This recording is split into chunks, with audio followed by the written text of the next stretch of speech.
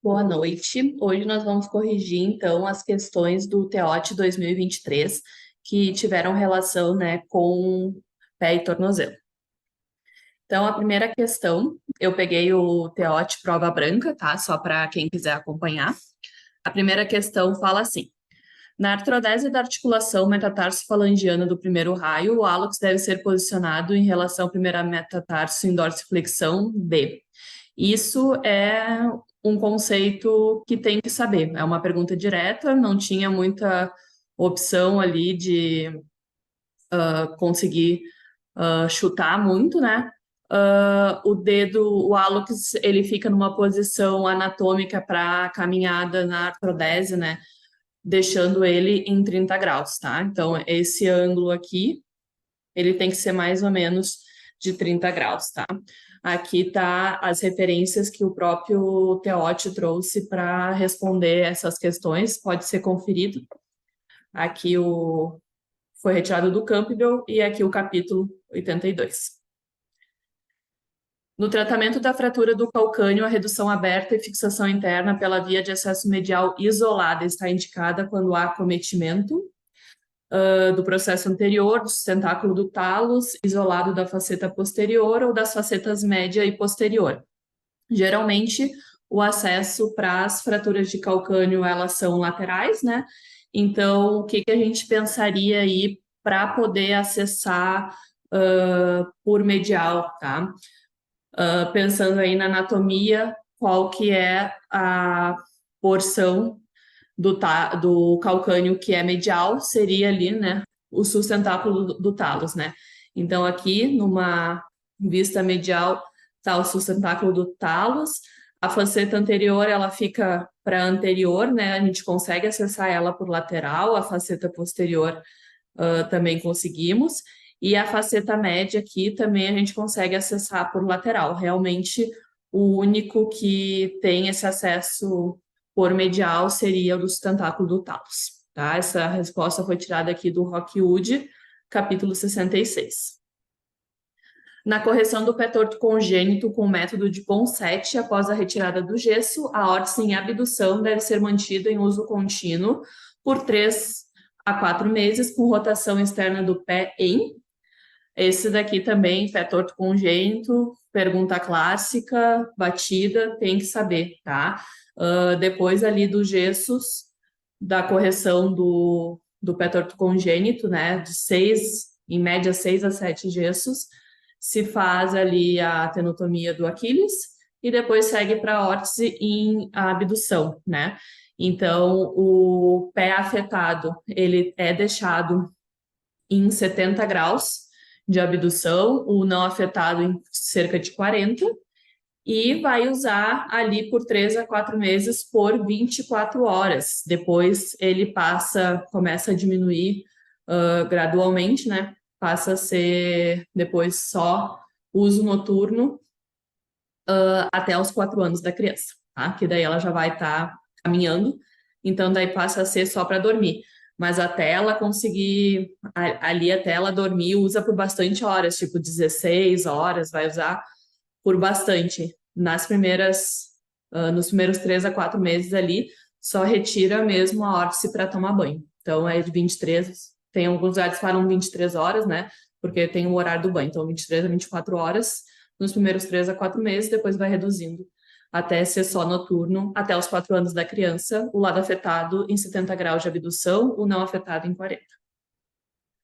Na fratura do tornozelo, a quebra do sinal da bola na incidência radiográfica antero-posterior indica, então, o sinal da bola, aqui, é esse círculo formado, essa bola formada pelo esse recesso no talos e o final da fíbula, tá? Então, quando esse sinal da bola está quebrado, quer dizer que a fíbula está encurtada. Então, um parâmetro de redução para as fraturas após, né, uma luxação ou após fratura, para saber se está bem reduzido, tanto tratamento conservador como cirúrgico, para avaliar o comprimento da fíbula, né, ela tem que estar bem na altura aqui do talos, formando esse sinal da bola, né? Além dos espaços aqui medial e lateral do talos, na incidência aí de mortise, O AP perfeito tem que estar sempre com a mesma distância para dizer que a articulação está bem reduzida. No pé plano adquirido do adulto, por insuficiência do tibial posterior, a deformidade se apresenta-se como valgo do retropé e, né, para lembrar, se apresenta aí com abdução do médio pé e pronação do antepé, né? Então, quando a gente tem o valgo do retropé lá atrás, o antepé, ele naturalmente prona, né? Ou seja, se pisa mais com o dedão. Então, essa é a deformidade no pé plano adquirido do adulto, quando a gente avalia o pé suspenso, né? Sem carga. Quando a gente coloca a carga nesse pé, o pé tende a fazer supinação, né? Porque se valgiza o retropé e o antepé só prona, fica encostando lá o hálux e o quinto dedo ficaria voando. Então, quando o paciente está com carga, ele supina para compensar, tá? Então, por isso essa questão foi anulada, tá? Mas um paciente que tu avalia sem carga numa mesa, numa mesa com a perna suspensa, numa maca, tu vai ver que o antepé é pronado, tá? Foi daí que eles tiraram a resposta, mas eles anularam porque alguns lugares falam em supinação justamente porque o quinto dedo ele baixa para supinar e para compensar essa pronação exagerada pelo valgismo do retropé. Então, acabou sendo anulada, mas as deformidades do pé, do retropé, do pé plano valgo, é isso aí, valgo do retropé, abdução do médio-pé e pronação do antepé. As coalizões tarsais ocorrem mais comumente na faceta, então pergunta aí também fácil sobre as coalizões tarsais, a mais comum talo-calcaniana e calcânio navicular, e pergunta onde que mais acontece. Então, duas imagens aí para lembrar que a talo-calcânia vai acontecer ali na parte medial da articulação talo-calcânea e o bico do tamanduá, depois que vê na radiografia, que eu coloquei um tomo para ver melhor, é o processo anterior do calcânio com o osso navicular. Então, são os locais que mais acontece as coalizões. Na fratura do quinto metatarso da criança, o centro de crescimento apofisário proximal pode ser distinguido do traço fraturário por possuir uma orientação mais. Então, esse daí, considerei difícil essa questão, tá? Mas um raio-x aqui, só para lembrar como que é a ossificação da criança, né? Acaba que eles não especificaram a idade da criança e tal, mas eles estão falando dessa apófise proximal, tá? Então, ela aparece mais longitudinal, quanto que um traço da fratura vai aparecer mais transversal, tá? Isso daqui é uma criança já com quase um adolescente, basicamente, né? Quase completo aí a ossificação. Então, eles acabaram não especificando, achei mais difícil essa questão, mas eliminando ali as alternativas era a única resposta possível para essa pergunta. O cisto ósseo simples em adultos acomete mais frequentemente. Essa questão aqui é de tumores, mas para lembrar aí que o calcânio está entre o osso mais acometido nos adultos, né? Nas crianças, o cisto ósseo simples afeta outras regiões, mas no adulto é o calcânio, junto com o ilíaco, os mais afetados. Então, vira e mexe vai ser um achado acidental aí das radiografias de pé e tornozelo. No tratamento do metatarso adulto com manipulação e trocas gessadas seriadas, não se deve fazer o quê? Então, quando tu vai corrigir aí o metatarso adulto, né, que ocorre aí apenas a adução dos metatarsos, o pé da criança, então, com os metatarsos virados para medial, o que acontece é que não se pode fazer um valgo excessivo desse retropé aqui, senão o metatarso continua adulto e o retropé vai para valgo, causando aqui essa deformidade que é conhecida pé em serpentina, né, que forma esse S. E ele é um pé em serpentina iatrogênico, né? Tem algumas doenças principalmente neurológicas, neuromusculares em crianças que vão causar o pé em serpentina congênito. Esse é um iatrogênico por errar, né, o local da correção. No caso do metatarso adulto, né, ele não segue o mesmo princípio da correção do pé torto congênito ali, que vai usar a cabeça do talos como fulcro, né?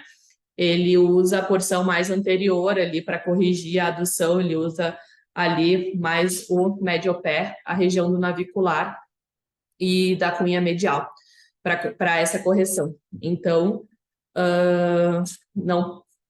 não pode fazer esse valgo excessivo aí para não causar o pé em serpentina iatrogênico. O pé cavo e o pé plano favorecem a ocorrência de fratura por estresse, respectivamente. Então, só para lembrar, o pé cavo, ele vai ali colocar, né, uma sobrecarga no calcâneo e no primeiro meta, né, rebaixamento ali do primeiro meta, acaba acontecendo mais fraturas por estresse na região do calcâneo, acaba forçando ali também por um encurtamento do Aquiles, acaba forçando mais o retropé. No pé plano, já tem mais associado metatarsalgia, ali uma sobrecarga maior no médio pé e no antepé, então mais comum é uma fratura de estresse no metatarso. Então a resposta letra C, fratura por estresse no calcâneo, no pé cavo e nos metatarsos no pé plano. Na avaliação radiográfica da fratura do talos, a incidência de canalha é realizada com angulação da ampola do aparelho em relação ao plano horizontal D. Então, também pergunta bem específica, tem que saber mesmo, para avaliação do colo do talos. Então, tu vai angular ali o aparelho em relação ao solo 75 graus e o pé tem que estar rodado ali para rotação medial ou também tem gente que fala como pronação de 15 graus do pé. Essa questão também foi anulada por ter outras literaturas que falam em pronação, não em rotação medial. Mas dava para acertar pensando no movimento do pé para fazer o raio-x. Então, acabou sendo anulada também essa questão. Teve duas questões do pé anulada, né? Que foi a questão do pé plano, por incidência do tibial posterior, e essa foram as duas anuladas do pé, por haver divergências na literatura que a própria prova do TEOT traz. Nas tendinopatias do pé e tornozelo, o sinal do arco doloroso é utilizado na avaliação do tendão para lembrar a tendinopatia incisional do Aquiles, o arco doloroso é quando tu pede para o paciente fazer dorsiflexão e flexão plantar, e esse edema, esse local de dor do paciente, ele vai subir e descer, né, conforme o paciente mobiliza o Aquiles. Também pergunta aí de exame físico, que é bem cobrado, então acredito que tinha que saber para acertar essa questão também.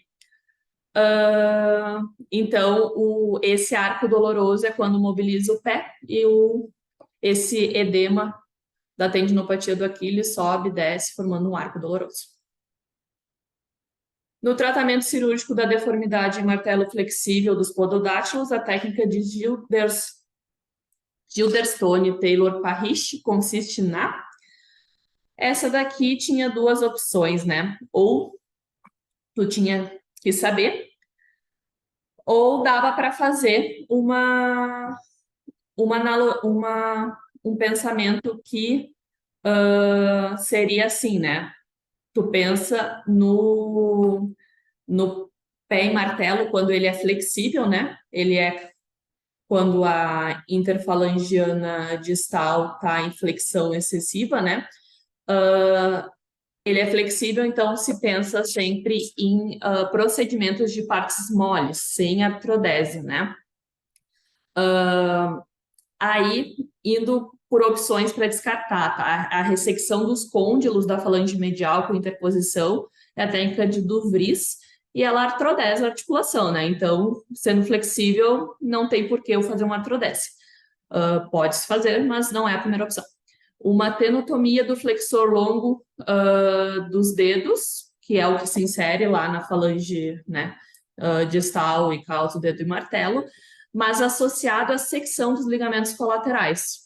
Não faz nenhum sentido tu seccionar os ligamentos colaterais. A letra D ali, tenotomia do tendão flexor longo dos dedos, tá? Pode ser. Associado à fixação temporária da articulação interfalangiana proximal. Tu também causa aí uma artrondete. Não, é um tratamento para uma deformidade rígida, e tu não teria também por que fixar a interfalangiana proximal, sendo que o problema é na distal, né? Então, o certo é a transferência do tendão flexor lá, que está puxando o dedo para ir martelo, para ajudar na extensão da articulação interfalangiana proximal. Então, para tirar ali a deformidade do dedo em martelo, faz mais sentido. Essa é a resposta certa da questão. E por último, na fratura do terço proximal da diáfise da tíbia, o uso de haste intramedular com a entrada ali infrapatelar pode ocasionar mais frequentemente a deformidade em... Então, o que a gente tem que pensar aqui? Coloquei um exemplo de uma fratura da diáfise mais proximal, tá? Do terço proximal, numa entrada infrapatelar. Então, a gente entra por aqui. O que a gente tem a tendência maior é entrar com a haste e bater lá para posterior, roçar aqui a cortical posterior. Isso vai causar uma deformidade em antecurvatum, né? Mais comum causar a deformidade em antecurvatum. E o mais comum também, pelo ponto de entrada ser mais centralizado, é ele também bater nessa cortical aqui mais lateral e causar um valgo na entrada da haste. Então, o mais comum é a deformidade em valgo e anticurvatum quando tu decide entrar com uma haste infrapatelar, né? O ideal é tu fazer a suprapatelar, é uma indicação de fazer esse tipo de haste para fratura diafisária quando ela for mais proximal. Certo? Então, essa era a bibliografia do Teote, né? Qualquer dúvida podem mandar aqui embaixo e eu vou... Essa é a primeira correção que eu trago. Se possível, vou tentar trazer mais correções de questões para vocês, certo? Uma boa noite. Muito obrigada.